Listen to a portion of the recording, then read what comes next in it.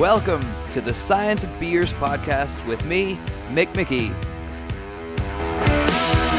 I love having proper conversations with intelligent people, especially over a beer, and that's exactly what this podcast is. We'll cover a new topic each week, so join us with a beer and let's cheers to science.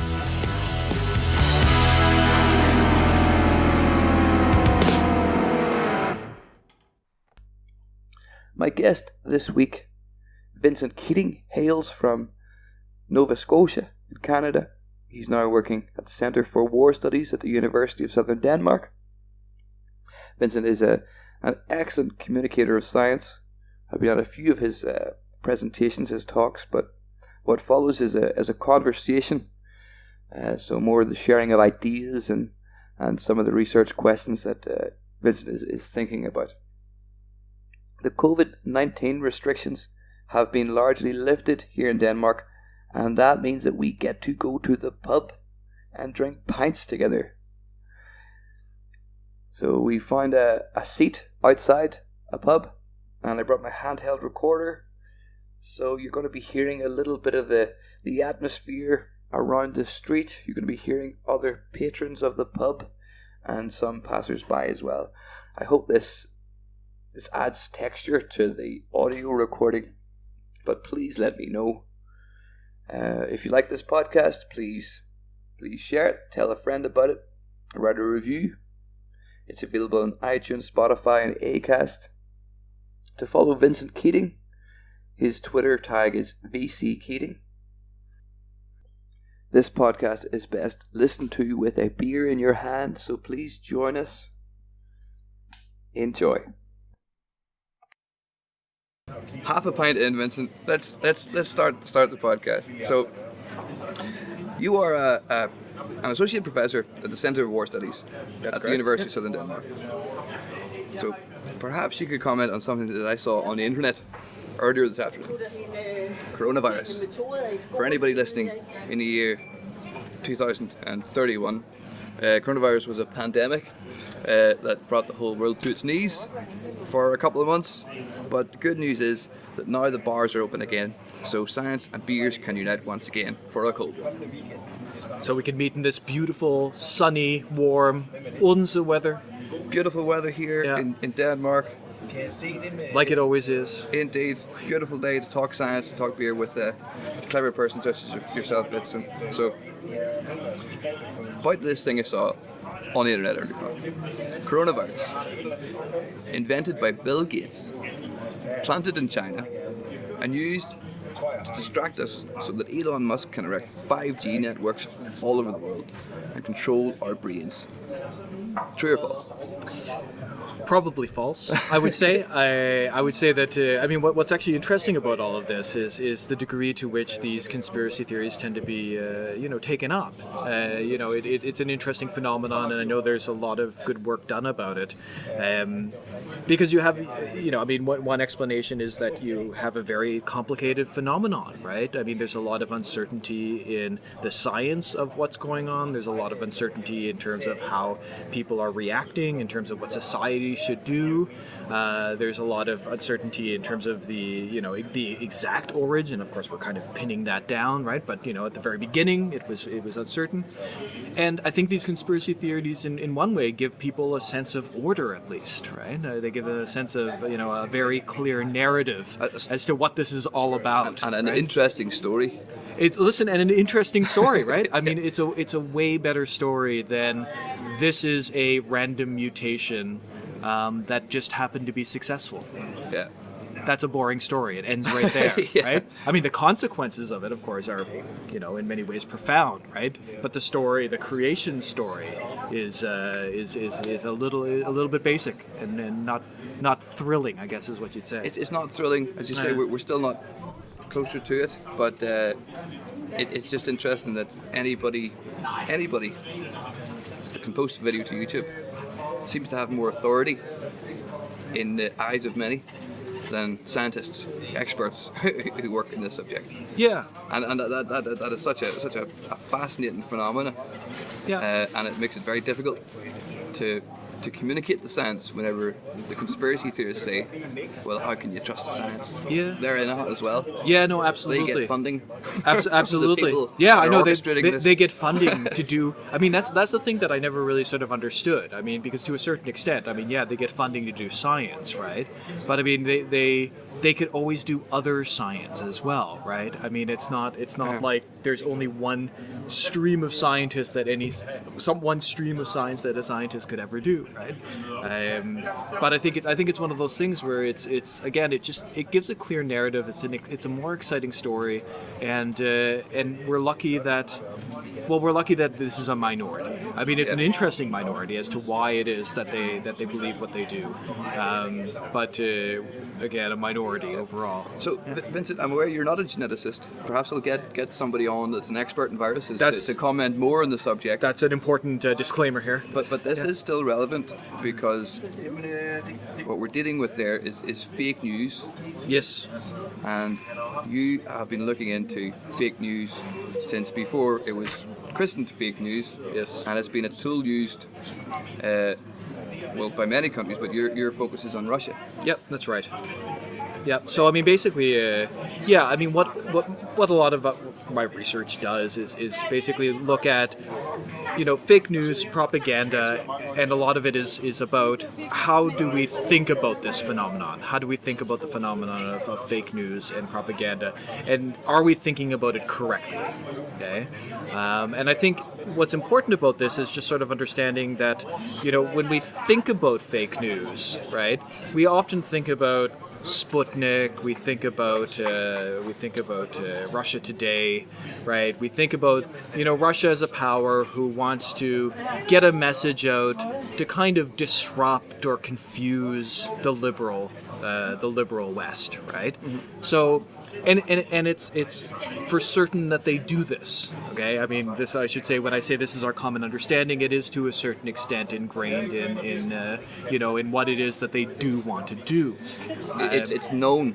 It's reasonably known, yeah. Right? I mean, I'm being in social science. I'll never say 100%, but I'll say it's reasonably clear that this is the case. Yeah. No, I mean, and it's been happening for at least a decade. That the Russians have been attempting to influence liberal democracy, right? So the two things that would stand out in my mind would be the Brexit election. Yep. The Brexit referendum. Yep. And the last election in the USA. Yes. Yes, absolutely. There's evidence to actually back up. Definitely for the last election in the United States. I mean, there were investigations into this that came out that the Russians attempted to interfere with the election. Right. I think what's important, because of course an immediate response to this is, well, all countries try to interfere with each other's domestic affairs, and that's definitely true, right? I think that's, first of all, we need to say, right? I mean, the United States, for instance, has a certain worldview. They would prefer things to go in a certain way, and they definitely interfere in the same way that Russia does. My argument for why this is important, though, is because if you're a liberal, okay, and you sort of if you support the idea of liberal democracy being the way that we should govern ourselves, right, then the threat is that the Russian message is trying to disrupt this. Right, and that for me is sort of the ethical issue behind why it is that I'm studying this, right? So in a way, it's not an equivalence of they're doing it, we do it, it doesn't matter because everybody does it. It's because if you value liberal democracy, you know that the messages coming from the current Russian regime are ones that are trying to destabilize it, right? So I think so destabilize the very idea that people can live in a democracy. Well, destabilize the democracy itself. Why? Right? Why would anybody bother? Why would you say most countries are involved? Why? Well, I mean, okay, I can't look into the minds of the Russian regime, right? But I mean, if I were to guess about it, I mean, it's because they face certain amounts of political pressure from the West that they would prefer not to have, right? If they can destabilize the West, make it less functional, then of course it's good for them. Right now the sort of regime isn't particularly liberal, so they've again faced pressure from liberal regimes that they would prefer not to face, and one of the tools that they can do is to kind of mess internally with liberal democracies in order to sort of reduce the amount of pressure and perhaps even gain allies. So actually shift the dynamics. Instead of being sort of against Russia, maybe sort of like support local ideologically similar groups in order to have support for the regime instead of opposition. So whenever you say they're against liberalism, Russia are conservative. Yep. So I'm thinking in the US you have your liberals and your conservatives. Yep. So they would be trying to tune into the conservative mindset of those in the USA. Yep. To say that, hey, your country should be like ours. Yeah. And there's sort of two things here. The first thing is that, and it's really important to note, Russia is a diverse country. Right? I mean, not everybody in Russia is a conservative, just like not everybody in Denmark is a socialist, right? So one of the things about this is that, what we're talking about is the current Russian regime, right? So not to confuse it with like all Russians. But what you can say about it is that this is exactly, the interesting thing is most of how we think about propaganda and disinformation is about sowing confusion. It's about fake news. It's about lying, right?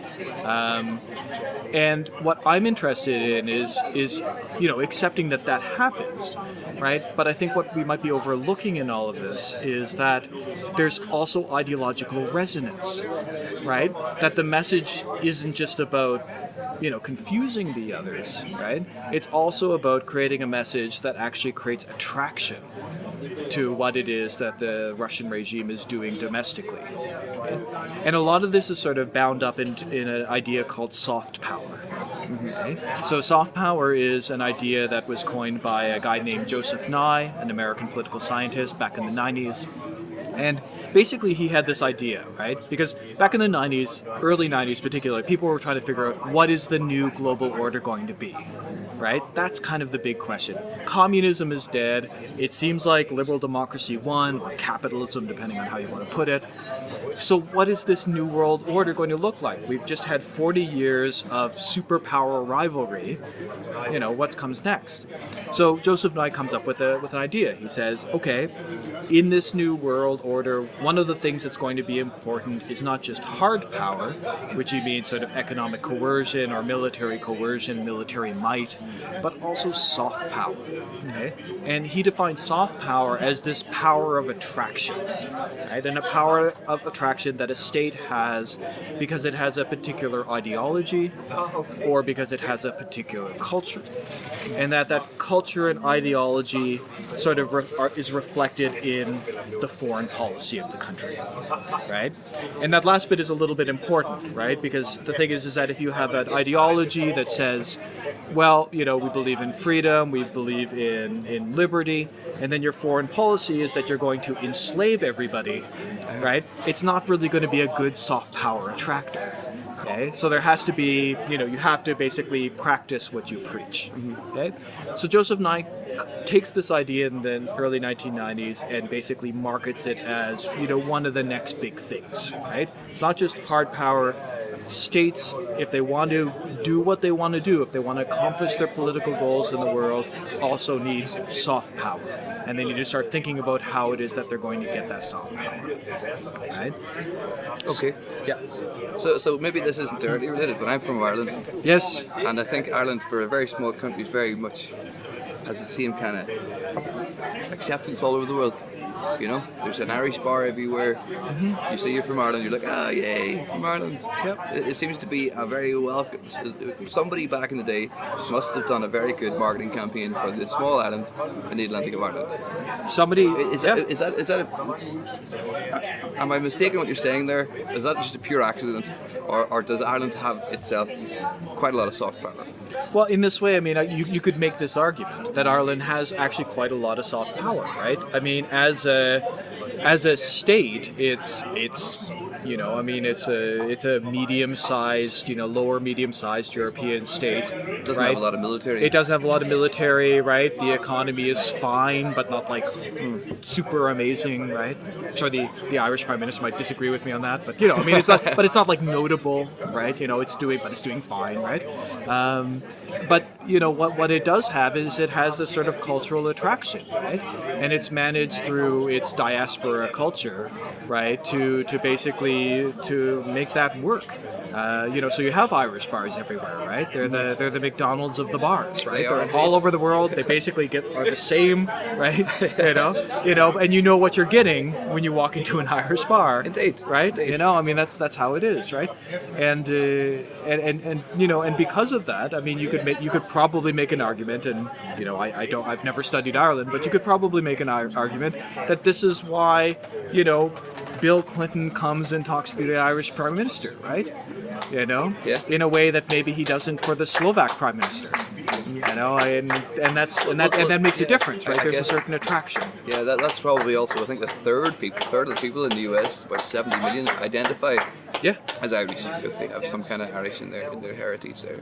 Yeah. So that's also a vote thing for the presidents of the. Yeah, and that's actually a very good example of what we would call cultural soft power. Right. So there's something about the Irish culture, right? That has been taken up, has been repackaged in some way by the diaspora cultures, right? Because it wasn't so awesome to live in Ireland for a long time, so a lot of people had left for various reasons, right? And they now benefit from that to a certain extent, right? Because it's seen as cool. What's very interesting is that if you talk about the end of the 19th century, I know we're going to be talking about your work with Russia here. Yeah, no, it's all good. But the end of the 19th century, whenever there was mass immigration from Ireland over to the US, the Irish people were not welcomed at all. Yep. They were, very low in the ranks of society, but just have managed to turn that around. Yeah. Through, I don't know how that happened, but it's just so interesting to see. If you go to America today, you're from Ireland. Oh yeah, you're from Ireland, but 150 years ago, you're from Ireland. Yeah, absolutely. And these sort of what is seen as sort of interesting culturally, right, will change all the time. Yeah. Well, that's very interesting for today, particularly. We're seeing a lot of immigration from various countries and a lot of conservatism that would be against people coming into their country. Yep. Absolutely. Perhaps just like the Irish example, in another 150 years, attitudes to incomers might have changed. Yeah, and I think this sort of gets back to sort of why it is that I want to study this, because I think part of the problem that we have is that we kind of take liberal democracy for granted sometimes. We take it for granted that we have reached the end of history. So there was in the 1990s there was this famous article called "The End of History," and one of the claims was that that liberal democracy has won, right? And this will be we have a few things to probably sort out, but this will be the final resting place of how we do politics, right? My apologies to Fukuyama for oversimplifying that. And the problem is that when you read it as a political science student, right, you go, oh, that's clearly not right.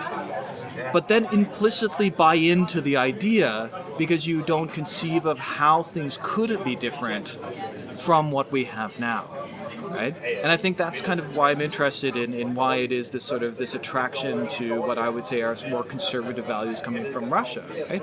Because the liberal democracy that we have now doesn't have to keep going, right? There's nothing inherent about it. There's nothing natural about it, right? It's the product of a lot of political fighting over hundreds and hundreds of years, right? And we have to do things to maintain it if we wanted to continue going. So my interest in Russian influence, right, again, is exactly because this is one of those things that potentially threatens this order that that I enjoy, right? That I hope a lot of other people enjoy, because if it comes to the point where a lot of other people don't enjoy it, then it might just go away. It'll change into something. It'll change into something else. Something else. I mean, just like the Irish going from from being scorned to being praised. I mean, it doesn't. There's nothing natural about that. There's all kinds of reasons why that's the case, right? But neither of those things had to happen. Right? It happened because certain people did certain things, and there were certain political decisions made, and there were certain movements at certain times. Yeah. Right? And this is what we get out of all of that. Yeah. But it seems to be that some of the tactics, as you alluded to there, from the Russians is to just feed in fake news into the feeds of the West. Yeah. As you say, it disrupts. It just makes you question everything. Yep. Gets to the point where you really don't know what to believe anymore. I think we can see this in the conspiracy theories that are led today, and it's not just Russians that are feeding the fake news into our timelines on Facebook. It's also coming from the West. It's really coming from the guy that invented fake news. Yeah, absolutely. So it's just a bombardment of lies. Yep. So, is there any look into the consequences of news going from news to lies? I mean, and how do we react to this? It's a very, very interesting subject. It's the funny thing about this is that if we think back to the origin of the term fake news, it was actually a term used by the left for about 5 seconds before the right took it up. Okay. In the last. Exactly, right. Uh-huh. You know, I mean, it's so the term fake news in my Donald Trump stole the. In my recollection of it, right. And again, you know, I mean, this is me thinking back. I remember it first being used by left-wing people to try to react to what they saw as propaganda, right? As influence from Russia and perhaps others, and then it was of course taken up by the right as basically a way to delegitimize any news whatsoever, right? And it's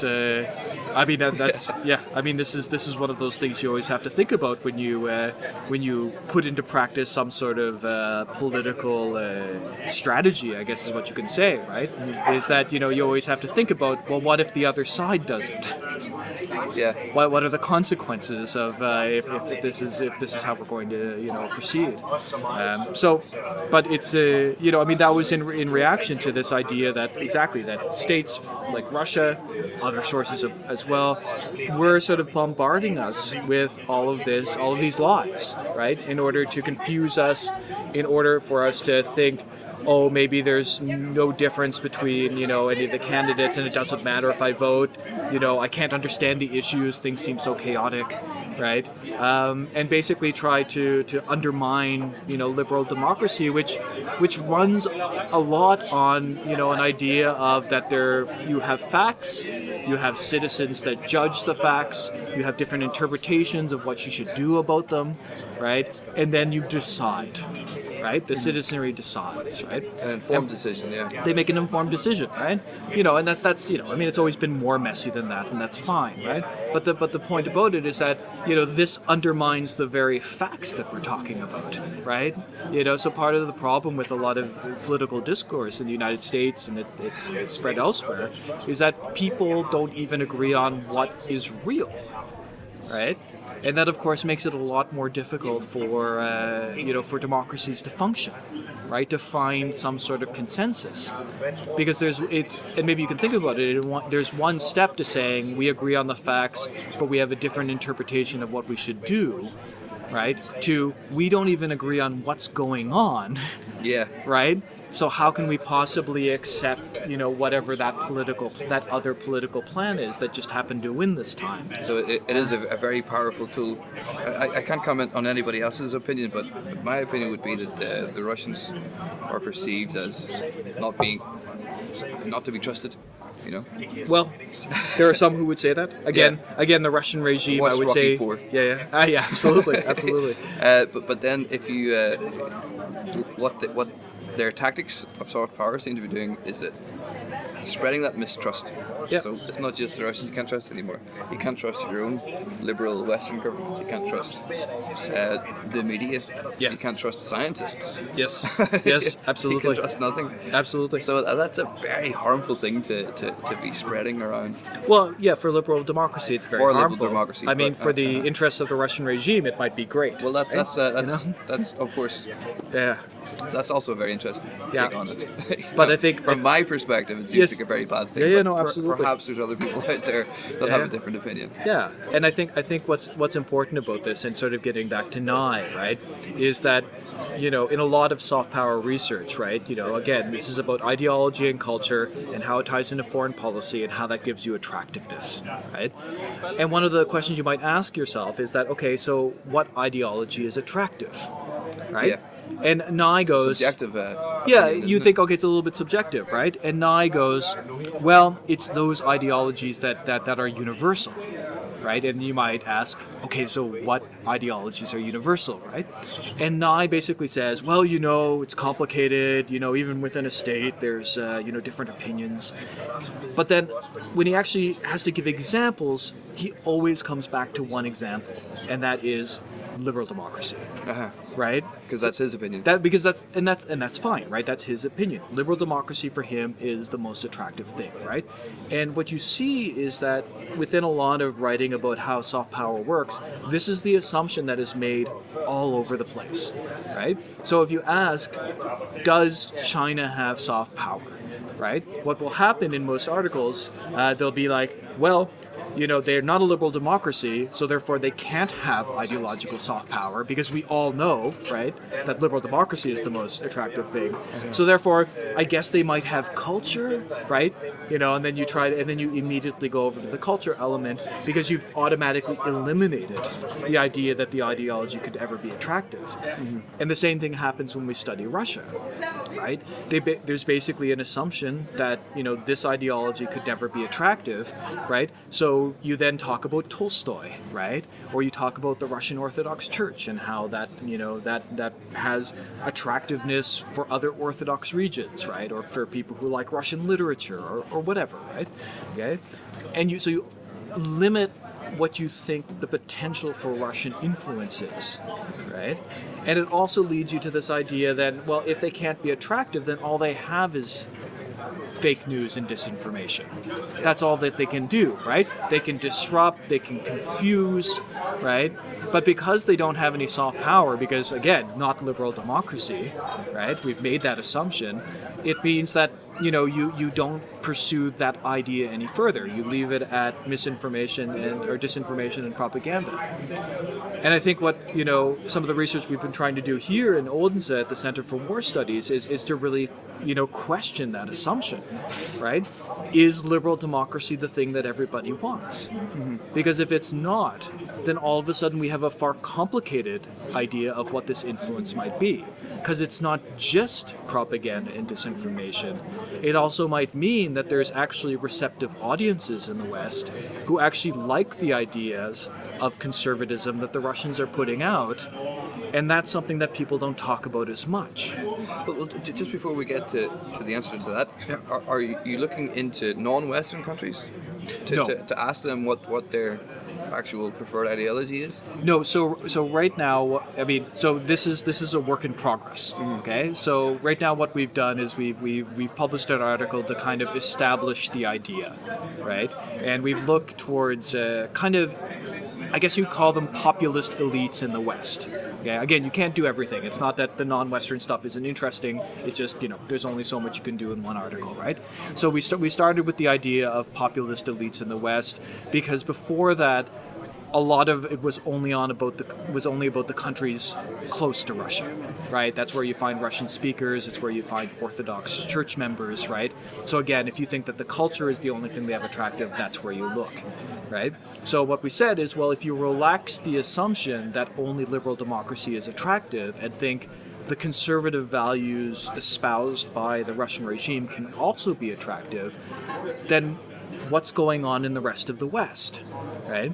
And of course, what we found is that there seems to be open praise amongst many, many populist leaders towards a series of what we would call conservative values. Christianity, a very conservative form of Christianity, right? And how Christianity is the natural, the natural cultural religion of Europe, and of course how it's being, from the far right, how it's being interfered with by immigration of non-Christian people. You also find it in ideas of strong leadership, right? So strong, sort of almost quasi-authoritarian leadership as being a good thing. Okay? So your first point there, they would admire Russia in the sense that there's one religion here. As in they promote themselves now. Okay, in the last sort of, 10 years, let's say, right? They've been promoting themselves as a defender of Christianity. Okay, now it doesn't matter. Now, it's complicated actually as to what's happening in Russia, right? But the Russian regime has definitely put out this message, and we find that certain evangelical groups in the United States, for instance, right, then sort of speak somewhat positively of Russia. After this, we find that people like Marine Le Pen in France, right, openly defend this idea that Russia is putting forward the traditional European Christian values, which are the values that we should also follow. Yeah. Right? So that idea of sort of a particular conservative brand of Christianity is part of the message that Russia's putting out, right? And like I said, strong leadership, might be another one that you might look at, right? Putin as figurehead, as the guy who gets things done, right? And it was interesting when you were going through the research because you have all of these Americans, right? So particularly members of the Republican Party, right, who always bring up Putin. Okay, so and what they like to do is they'll say back when Obama was president, right? They would say things like, Obama, he's so weak and spineless, right? He's not a real leader like Putin. We never saw him ride with the top off on a horse. You never saw him ride with the top off on the horse, right? Yeah. And that's the crucial difference, right?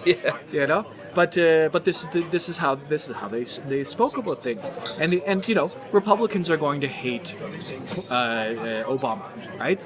That's just it's their ideological opposition, right? They want power, they don't want Obama to have power, but they can choose anybody to compare him to, right? And what was interesting is that they came back to Putin as a point of comparison, right? So like Rudolph Giuliani, right, for instance, is he can compare Obama to anybody, but it's Putin that he reaches to when he has to think of an example of what he wants, right, of what is good, And so this idea of this authoritarian, strong male figure, right, plays, within a certain type of conservative ideological audience. Right? I remember seeing clips of Donald Trump himself commenting on how great a leader Putin is. Yeah, absolutely. Which is something I don't think you would have got in the previous 6 decades, at least. It would be more rare. The US and Russia, the USSR. And this is the interesting thing, right? Because again and again, right? It was like hiding in plain sight, right? Once we accepted the idea that the conservative values might be attractive, right? We all of a sudden found all of these open statements of admiration for the Russian regime and Putin based on conservative values from all of these populist actors all across the West in both Europe and the United States, right? And that was our signal to say that what is going on when we understand Russian influence isn't just about confusion and lies, right? It's also to some extent about ideological attraction. Right? And that might be one of the missing pieces when we think about, well, what do we do about it? Right? Because if you think that what the problem is bad information, right? So if you think it's about propaganda, then really what the problem is that you have pieces of information that are flowing into the West that are bad, right? They're lies, they're meant to confuse, So what do you do about that, right? So one of the things you do, and what a lot of countries and sort of organizations have done, is that they open up disinformation websites, right? Find the truth at the NATO disinformation website, right? Because their model is we need to show what the correct information is, and once people see what the correct information is, then of course we can mitigate the problems coming from this other influence, right? So, but if you think that part of the messaging that's coming out of Russia isn't just about lying, but about conveying an ideological position that's actually attractive to people, then it doesn't actually matter that you're giving them what you think is the true information, right?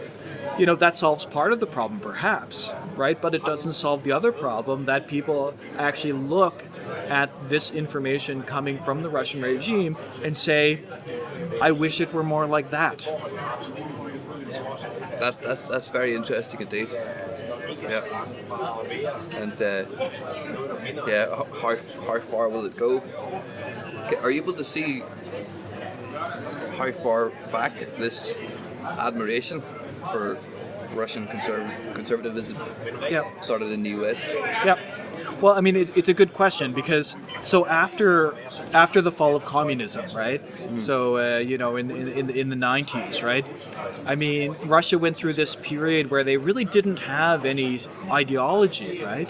I mean, they definitely weren't communist anymore. We knew that they were trying capitalism and they were trying democracy, but it wasn't like there was a Russian version of it that they were trying to push, right? Or like espouse, and so there was this idea that there was an ideological emptiness, right? I mean, they were functioning, right? And they were trying to kind of be like the West.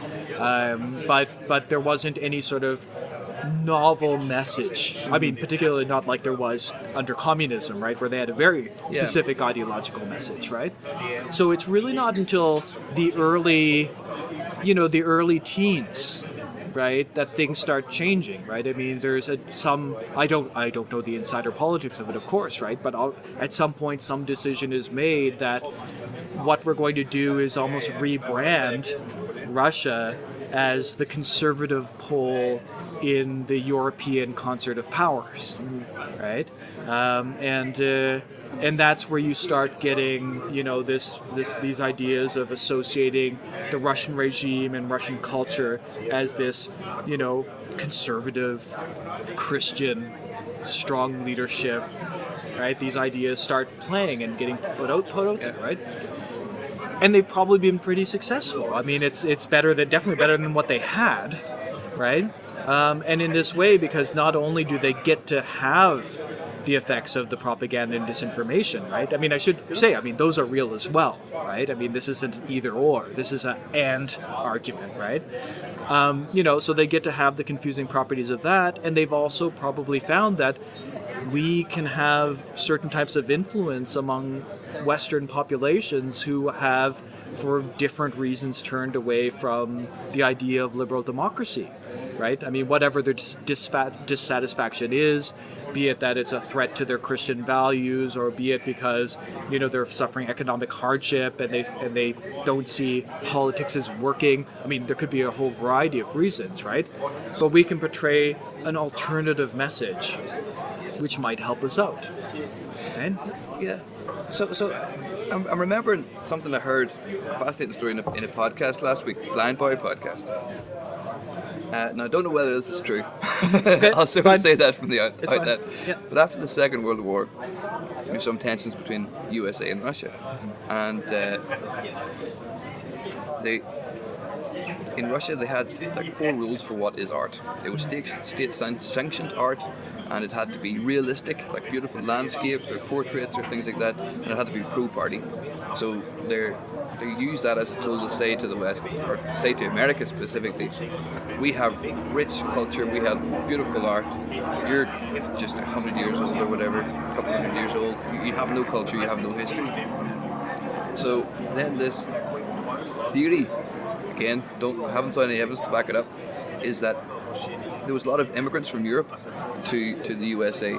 Pollock being an example, who invented modern art. Splashes of paint on a canvas. Yep. And it's the most highly prized art, like $200 million for one of his works. Yep. But the CIA. Yeah, supported it all.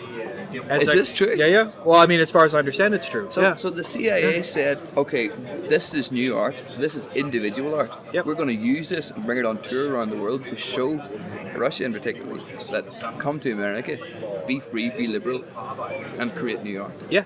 Do all kinds of interesting things. I mean, and this is part of the sort of, even then, prior to the concept of the word soft power, right? So that's true.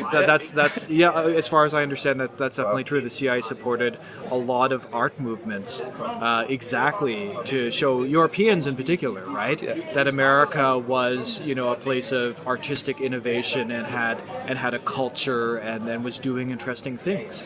The other one I heard in and around the late 80s is that they funded a lot of concerts, gigs in West Berlin, and this is a very hot one. There's no evidence for this now at all. The CIA wrote the song "Dust in the Wind." Okay. Okay. I've never asked myself what type of song would the CIA write. But that's fascinating that from after the war to just the thought that the West was trying to use art and culture, movies and films. If you actually do think about Rocky IV, absolutely. the Russia versus the USA, and the many other movies from the 80s, Top Gun, that are all about this and feeding them across the Iron Curtain, just to try to change the minds of the people in there. Yeah. I actually saw a fascinating program about Romania, and about how they were smuggling in contraband in the form of movies. Yeah. And the program that I watched alluded to that these movies were so important, and everybody was watching these Western movies with a different kind of car, with all of these products that just weren't available, and the people who wanted this. Yes. So the want for change was very much there. You had some people that liked it the way it was. Everybody's guaranteed a job, everybody's guaranteed their basic needs, but there was a growing demand for, we want flashy cars, we want rock and roll, you know. So this soft power idea must go way back. Yeah, no. I mean, it existed way before Joseph Nye gave it the term, right? Named it as soft power, right? I mean, I think, it's an interesting thing in the sense that, the West, like everybody else, right, tries to brand itself, tries to put forward images, right, that will have others view it positively, right? And I think that's the important thing about sort of the argument that I'm making, and why it's important to frame it, that you don't fall into this kind of relativistic hole of, well, everybody's doing it, so why does it matter, right? Because you could say this, and I've heard it when I've taught this in the classroom, right, from the students, and that's fine, because that's the next step. So if the Russians are doing it, but we know the Americans doing it, so what? What's special, right? And the thing is that what's special for me is exactly that, as a liberal Democrat, right, it's the anti-liberal message coming out of Russia that I'm primarily concerned about, that makes it, for me, qualitatively different. And I think the other important thing about this is that this isn't a national message. So I think a little bit too much in terms of nationalities here, because if the Russian regime were a liberal democratic regime, then of course I would be probably more okay with what was coming out of it, right? So it's not Russia, the Russians per se, right? It just happens to be the particular ideology that the Russian regime is putting forward right now. It would be the same if the Americans decided to go all in on Donald Trump and elect him king for life, and and completely turn things around. I would probably then go, well, I have problems with what they're putting out as well, right? Yeah. Just to deal with that thought, I think we need another beer. Yeah, Can I absolutely. get another beer, Vince? You can definitely give me another beer. Back Thank in you. 2 seconds.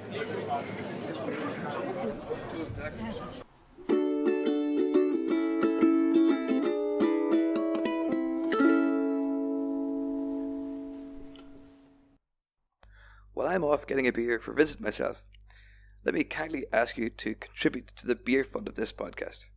If you like what you hear, if you want Science and Beers to continue in this format, please consider making a donation. You can do that at paypal.me/Science and Beers. You can find the link on our website, as well as links to all of the places where you can find our podcast: iTunes, Spotify, and Acast.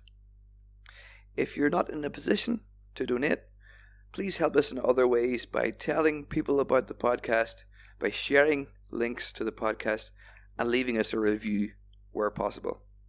A nice review.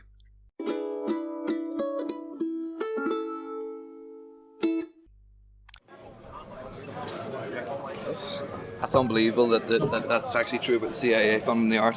Yeah, but in a way, kind of unsurprising. Yeah.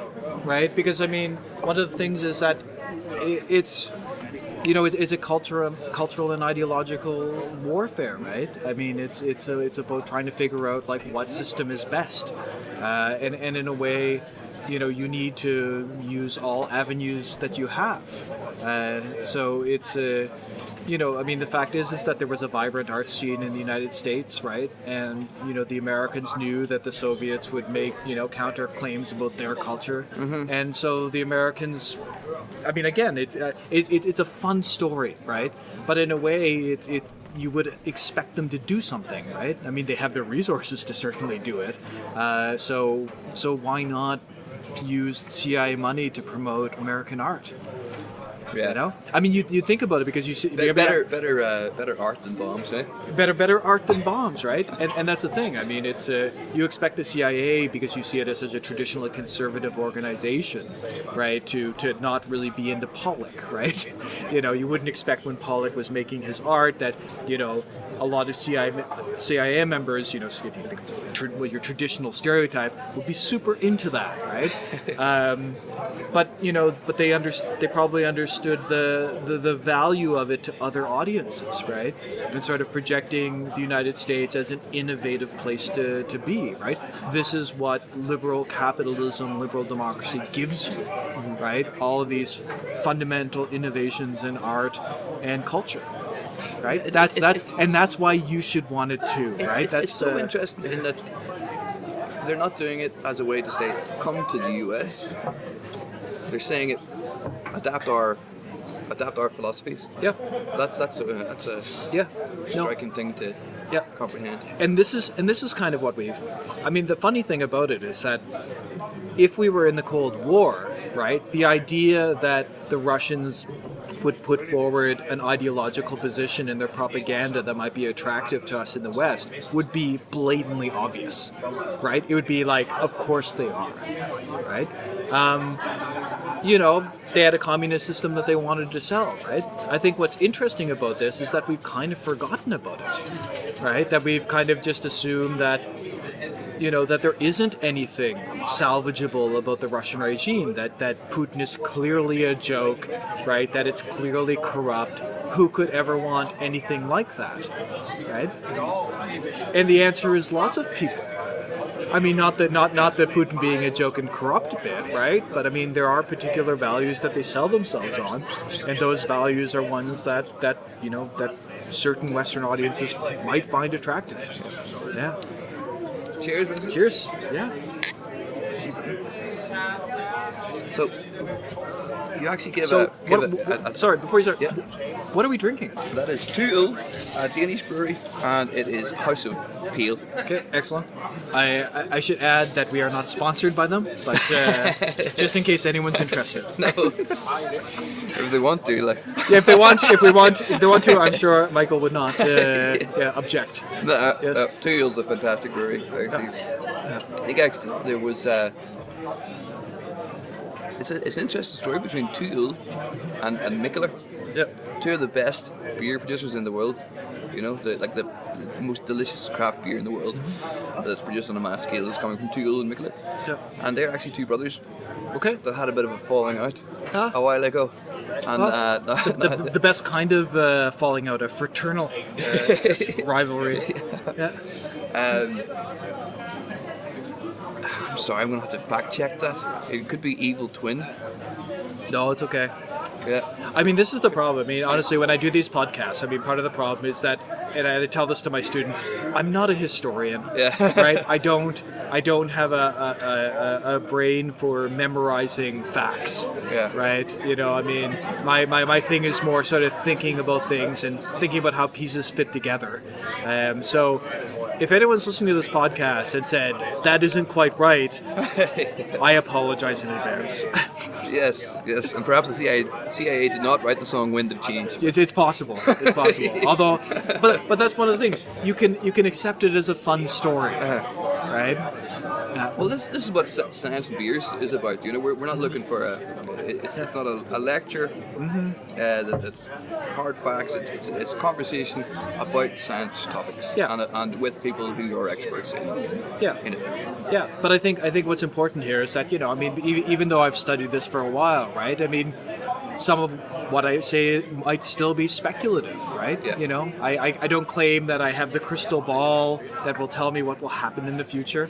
You know, I've studied it for a while, and I'm putting ideas out there, and hopefully some of them might, you know, trigger some other ideas, and that's so I'm coming from that's the process. I'm coming from a biology background. Yep. And say a question would be, the question that I was doing was how much greenhouse gases are emitted from a beach under certain conditions.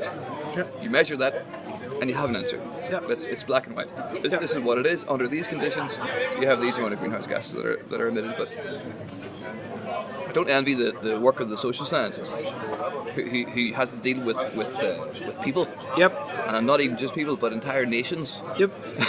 You know, and how they interact with each other. That's a very difficult thing to address, and probably most certainly impossible to have a black and white answer whenever you're dealing with humans. There's a huge, I mean, there's two problems. There's a huge amount of uncertainty because, well, you can never know what other people are actually thinking. You can give them a survey, but they might not be. They might be influenced to. They can say things, right? They can behave in certain ways, and then you have to infer, right? What does that mean, right? And that's you know, that is full of possible problems, right? But the other bigger problem is that being a social scientist, if you put an idea out there, right, it can actually change the thing you're studying. Right? So there's no necessarily independence between the researcher and the phenomenon that you're studying. The question would be, right? What do you think about the philosophies of the current Russian regime? I haven't thought about that. But actually, no, absolutely, right. For example, and this is the thing, right? So it's you know, and when you do social science, right? I mean, these are the things that you kind of struggle with always, right? And hopefully that comes with a little bit of humility. Right, in the sense that you have to understand that, you know, you can believe something, but you understand that coming to that conclusion is fraught with problems, right? And that all you can do is contribute to a larger conversation where people are saying all kinds of different things, right? And hopefully through that larger conversation, right, we try to steer the big ship of life, of society, of global politics, right, in a direction that is okay, right? I mean, that's part of it, right? So I think in sort of when I speak of these things, right, you know, I see myself as not telling you what is right, but throwing out some ideas that will hopefully contribute to a bigger conversation about what are we supposed to do about all this? What is it first, right? What is the nature of Russian influence? And if we know what it is, then what do we want to do? And is that proper? Is that the right thing to do? Well, it's very good that people such as yourself are looking into this, because I might see something that's Russian propaganda from Russia Today or whatever. It could just passively go by me, you know, as many people are getting on with their lives in their own nation, you know. What are the bigger things at play here globally? One thing that does concern me here is that there are people such as yourself that study this, that study how ideologies might evolve or battle against each other.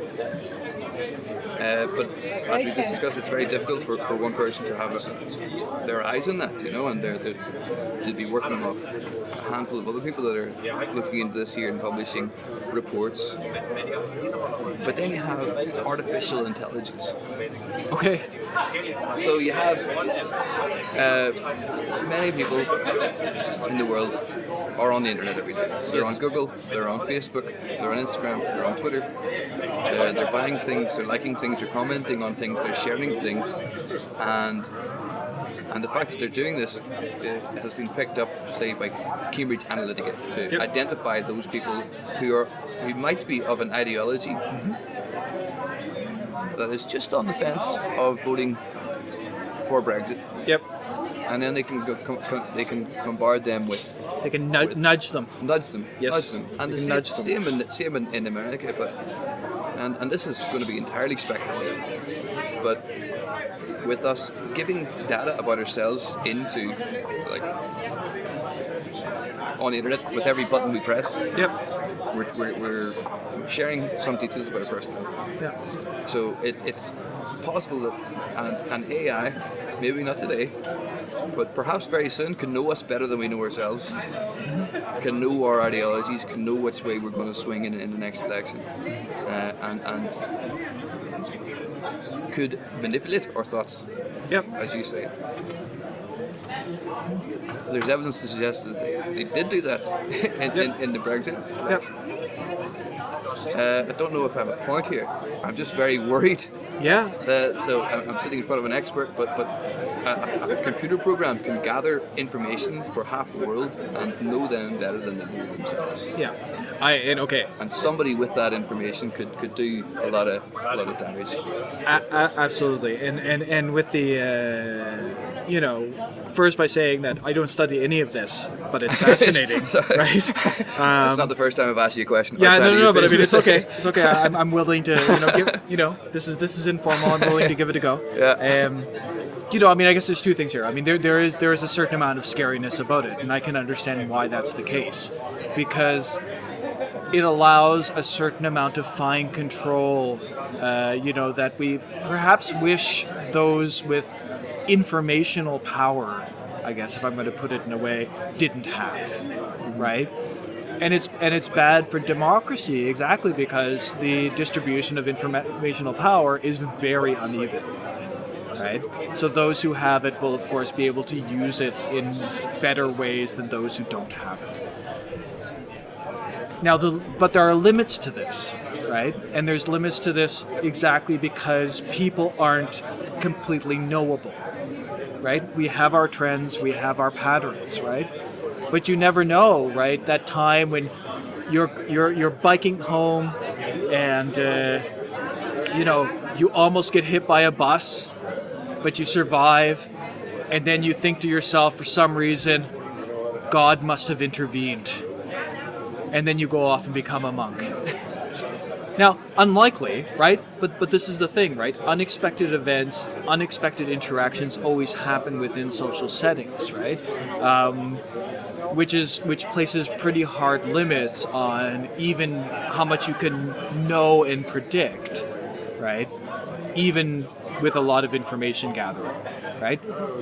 Now, the extent to which you can know and predict, right, might actually be quite a lot, but it won't ever be perfect in that way, right? So the sort of science fiction idea that, the all-knowing AI, right, that can predict everything that we're going to do, I would think is unlikely, just because the system is way too complicated. But Could predict which way we're going to vote. But could predict which way we're going to vote, sure, for a lot of people, right? But the thing is that for a lot of people, you don't need AI to even do that, right? Yeah, that's a fair point. But I mean, again, the difference is always at the margins, right? And when you have issues like Brexit, where, I mean, the margins became very important, of course, this then looks like a really massive deal, right? But of course, it's going to be more of a massive deal for those issues that are more controversial amongst the population, right? And it's unlikely to switch issue areas or voting behavior that is radical, right? So I mean, for instance, what is the message or nudging technique that will get you, as I'm going to assume a liberal immigrant, to vote for the Danish People's Party? That's going to be a very big nudge. It's going to be exactly. Nudge, yeah. It's going to be a very big nudge, right? You know, so this idea that through knowledge you can have control, right? Yes, right, but of course always within certain limits, right? That doesn't mean we shouldn't be concerned about it, right? But it's also important that to understand that it's not, it's like, how much should we freak out about it, right? And the answer I would say is a little bit, right? But maybe not, overstate the effect of the control, right? So like I said, in issues where it's controversial, where it's 45-55, right, in terms of how the population breaks down over an issue, Brexit, for instance, right, it may have a profound effect because you don't have to move that many people. On other issues, in the short term at least, right, it might not matter as much. I'll talk to somebody about AI. You should totally talk to somebody about AI. They might say something completely different, and that's fine. I don't claim to be an expert. I'm just thinking about the work that you're doing. If it is possible to see, based on the data that you input to your likes and shares on social media, your political ideologies. Yep. Then you might be able to use that as a tool to say, okay, if you just take everybody on Facebook, for example, which ideology is coming out? Trump's. Yeah, absolutely, right. And you can use that to target people, right? To figure out like what people are going to be more susceptible to your message. So in that way, you can maximize at any given point the effect of the messaging by narrowcasting it to those audiences, and of course maybe over time, right, push those boundaries further and further if you don't have any opposition, right, to whatever message you're trying to put forward. And I think that's part of the important thing, getting back to sort of the Russian influence question, is that recognizing that part of this is ideological means that just like under communism, we need an ideological pushback, right? We need to think about this not just as, people are being confused. We need to think about that this is still a battle over what is the best political system, why do we want the one we want, right? And in what way can we sell liberal democracy again? That's the fundamental question for me, at least. You gave a fantastic Science and Beers talk a couple of years ago, and it was on an idea you were just trying to figure out at the time. Yep, absolutely. The talk was called Rights, Democracy, and Illiberalism in Europe. Yes. And if I can sum up a good hour discussion, there are, in any liberalist democracy, there's the left and the right. Yep. The left wants liberalism for the individual, whereas the right wants the state to impose some restrictions. And the reason for this is because the right might see the choices of the left as imposing on their rights as individuals. To not live in a society like that, or to not support something that they're ideologically opposed to. And then the left might see that opposition as an imposition on their individual rights for freedom. And about how this kind of interplay, it's just never going to be resolved. There's just no... there's no resolution to political debates, right? It continues going on, right? I think, in the talk that I gave, I think I focused on one problem, which is the problem of what is harm, right?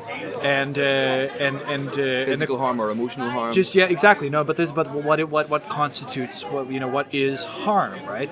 Under the sort of classical and very very basic liberal idea that we should all live according to what our personal preferences are, so long as those preferences don't harm others, right? And I think I said at the time, the first part everybody can get behind, right? Of course everybody wants to live under their own personal preferences, right? It's the second part that creates a lot of the political debate, because you have to ask, okay, so what exactly is it that harms others in your pursuit of doing what it is that you want? What is it that harms others that therefore should be forbidden because it should be seen as illiberal? Right, and there's a political debate over exactly what constitutes harm, right? Some people have a very narrow definition of it, right? I mean, some people might even argue if it's not physical harm, it doesn't count. Yeah. Right? I mean, you could make that argument, right? If it's not literal physical harm, so long as I don't beat you up for expressing your political opinion, right, then we've satisfied one of the basic ideas within liberalism, right? And of course, one of the debates that we have is, well, is the idea of harm broader than that, right?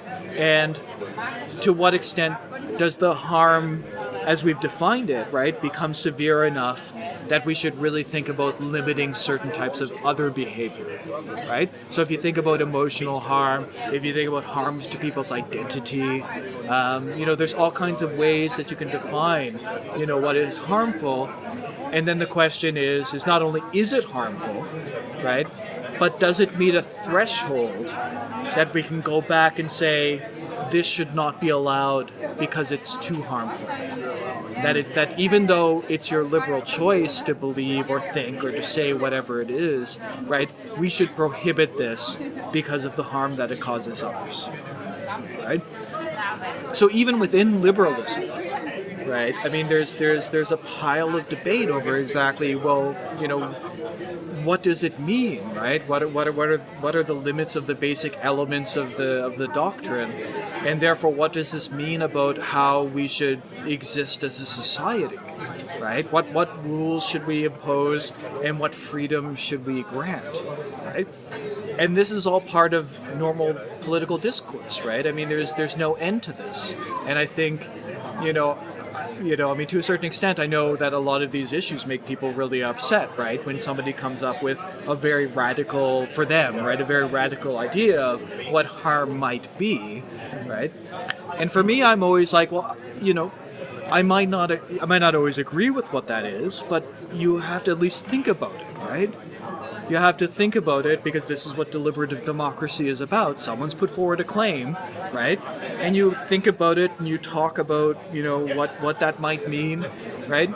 And then you decide whether you're going to go along with it or not, And I think part of the problem is that, we become, I mean, and this is unavoidable, right? We become very attached to very ideas of how things should be, right? We have our ideas of what a harm is and what a harm isn't, right? And when we're confronted with another idea about that, right, we become very defensive about it.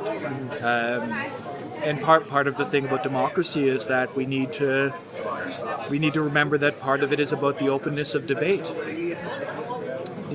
About accepting that things, sometimes, you need to make your best argument, and sometimes it's not going to work out right now. Yeah, and accepting that debate is never going to be resolved. And it's an irresolvable debate because it's too difficult. Yeah. Right? But it's a debate that we need to keep having, right? Because the thing is that the alternative, and you can understand sort of why some of these messages from Russia are attractive, because the message I just gave about what liberal democracy is completely uncertain, right? Yeah. I mean, you might believe something, and then all of a sudden you're threatened in terms of what it is you believe, right? Because there's this other ideas about, what is acceptable and not acceptable, With certain brands of conservatism, you're given what is true and not true, right? And it comes back to a certain extent to where we started, the conspiracy theories. You are given, I mean, one way of thinking about this is thinking about the order that you get from believing in the conspiracy theory, right? You don't have to worry. This is just how the world is, right? And it's A, B, and C, right? And you don't really have to think about that there are billions of people in the world, all with their own subtle ideas, about what it is that we should do and how we should live life. And then we have to somehow figure out how to negotiate all of that. Yeah. It's an immensely complicated question. It certainly is. It certainly is. And I thank you for giving me something to think about. Hopefully, if you're listening, something to think about as well. Thank you very much. Cheers. Yes, cheers. Vincent. Yes.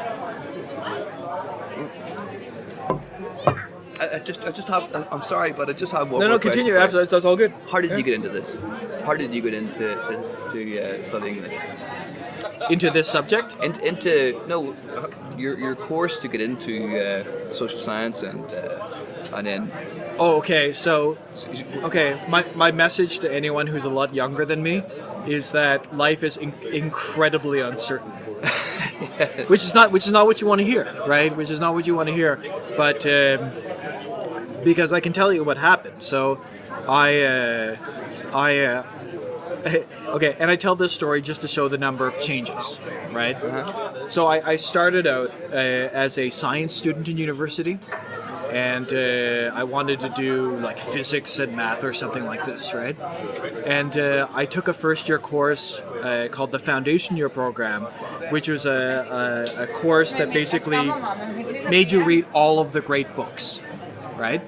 And I thought I was doing this to kind of satisfy my art requirement. Like you have to take a certain number of arts degrees as a science student in Canada, no matter what, right? So I thought, okay, I'm going to get it all over with, right? I'm just going to take this and then I'm going to proceed on doing science, right? And then I realized I really liked it. Yeah. Right? And so then what I did is I thought, okay, well, I want to change to social science because there's all kinds of interesting things I've never thought about, right? And I thought, okay, so what's it going to be? And I was still a little bit practical at the time, and I thought, I'll do economics, right? That's it's social science, but I can see myself getting a job, right? Well, that's an important thing to think about. It's an important thing. Okay, and I apologize. The story might be a little bit of a long walk, but I think it's important to understand. Like this is literally how it happened. I'm curious, right? So I came out with my degree. I applied for many jobs, right? And the one that I eventually got was in Chicago, right? As an actuary, right? As a person, a person who works in an insurance company, coming up with the amount of money we would charge for insurance, right? So I flew to Chicago because I thought that sounds interesting.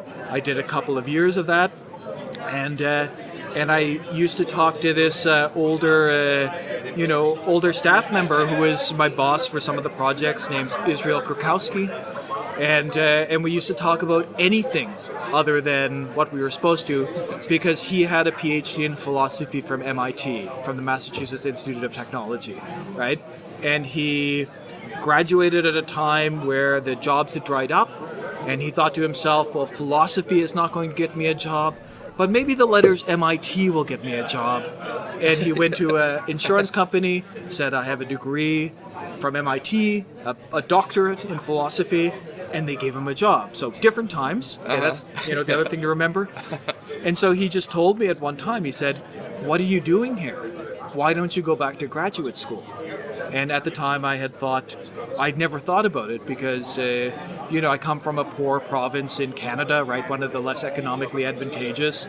And there was an idea that you just get a job and having a job is the most important thing you can do, right? So the idea of ever giving up that job and going back to school never dawned on me until literally one conversation where he put the idea in my head, right? So I decide that's what I'm going to do. I quit my job, right? And then I moved back to Nova Scotia for a little bit. And I have a conversation with someone I hadn't seen in years at a Christmas party who says, have you ever thought about applying in Britain? Did you know it's free to apply there? And I had never thought about applying to a master's degree in Britain. Right? To apply, you mean there's no tuition fees? As in it's free. So in North America, if you apply to a master's program, you have to pay. You pay to apply? You have to pay to apply. Wow. Exactly, right? So this idea in that... In Denmark, you get paid to go to university? Yeah, absolutely. It's a very different system. No, I mean, at the time, I can't remember, it was like 120 or 150 Canadian dollars to apply to a master's program. Wow. Yeah, not be accepted. You could be denied, right? I mean, that was just the administrative fee they would charge. Mental. Yeah, so this is what I did. I applied to the University of Edinburgh. I had in the year been taking some courses trying to figure out what I wanted to do. I had taken some stuff on ethnic conflict, and I saw this program in nationalism studies. And so Nationalism Studies in Edinburgh. National Studies in Edinburgh. I applied, and they said yes. And I figured out that the Canadian student loan system would just cover the tuition fees, and I thought I'll figure out the rest when I get there. Uh-huh. And so off I was to Scotland. Nice one. Yeah. And then Edinburgh's a beautiful city. Edinburgh's a beautiful city, right? And I happened to take, again, I had to take some electives. One of them was in international politics. I realized I really loved it. And I asked my professor, so if I wanted to do this, where would I go? He said, Aberystwyth. And I said, where? And so I learned that Aberystwyth existed. And then I applied, and they accepted me. And so off I was to Wales, in the middle of Wales with the sheep. Studying international politics. Uh-huh. And then you graduate, you get a job. I had no idea where Odense was. Neither did I. Neither did I. No, but they. It's in Denmark, by the way. It's in Denmark. Yeah, if you want to know, birthplace of Hans Christian Andersen. Very important to the Odense people who live here. But yeah, so and then they just said yes. I could have been anywhere else, but here I am. That's a wonderful journey right there. So and I understand, and I apologize because I understand it's a little bit of a walk, right? No. But I think it's important because the element of chance, right? Yeah. If I hadn't had Izzy as a supervisor in Chicago, if I hadn't have met that friend at a Christmas party, right? If I hadn't have taken international politics as an elective, right? It would have been, who knows? There's right? a lot of chance in there, but there's also the element of making your own chances. Absolutely. So you set off with the goal coming from where you're from. Get the job. You set out to get the job. You got the job, and then you were advised to do something else, and you took all those chances. So it's a big thing to go from Chicago to Edinburgh. Yep, absolutely. They're different. And then from Edinburgh to the remote town of Aberystwyth in Wales. In Wales, yeah, absolutely. The first international politics department in the world. There you go. Who would have thunk it? Yeah, exactly. They never let you, like Hans Christian Andersen in Odense, in Aberystwyth, they never let you forget that this is how it is. Well, that's a fascinating journey so far, and I wish the fascination continues. Yes. Vincent, I'm gonna thank you very much for joining me in the Science Beers podcast. Cheers. Great. Thank you.